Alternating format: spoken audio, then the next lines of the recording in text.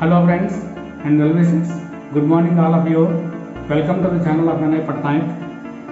ఇప్పుడు నేను చెప్పేవాడిని. నేను కే కామేశ్వరరావు BABL రిటైర్డ్ టీచర్. ఒక కొత్త వీడియో తయారు చేశాను. అందరికీ తెలిసిందే కానీ ఎందుకు ఎలా వచ్చిందనే సంగతి తెలీదు. ఇంగ్లీష్ క్యాలెండర్ ప్రకారంగా మనకు 12 నెలలు ఉన్నాయి. ఈ 12 నెలల్లోనూ కొన్నింటికి 31, కొన్నింటికి 30, కొన్నింటికి 28 ఇలా రోజులు ఉన్నాయి.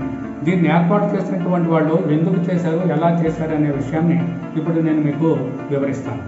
దీన్ని తయారు చేసినటువంటి వాళ్ళు క్రీస్తు శకం 0 శతాబ్దంలోనూ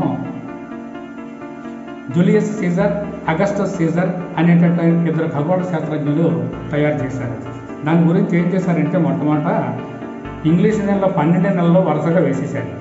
వేసిన తర్వాతను ఒక్కొక్క నెలకన్నే 30 చొప్పున అలాగా వేసుకొచ్చాడు. టోటల్ 360 రోజులు వచ్చింది. కానీ సంవత్సరానికి 365 రోజులు కదా.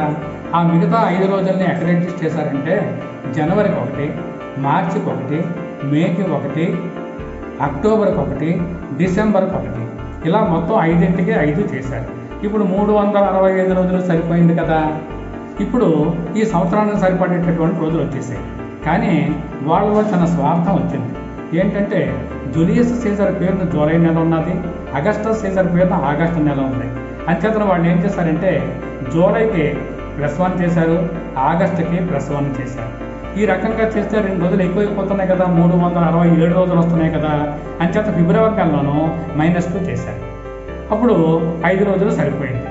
దాని ప్రకారంగా ఏం జరిగిందంటే మొత్తం ప్రతి నెలకి కూడా జనవరి 31, ఫిబ్రవరి 28, మార్చి 31, ఏప్రిల్ 30, మే 31, June 30, July 31, August 31, September 30, October 31, November 30, December 31 మొత్తం కలిపితే 365 రోజులు సరిపోయింది.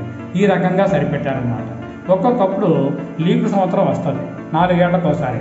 అప్పుడు ఈ 28కి +1 చేసి 29 చేశారు. ఈ రకంగా చేయడం చేతను ఈ క్యాలెండర్ ఇయర్లోనూ ఈ నెలలకి ఈ రోజులు వచ్చాయని చెప్పేసి మీకు తెలియజేస్తున్నాను.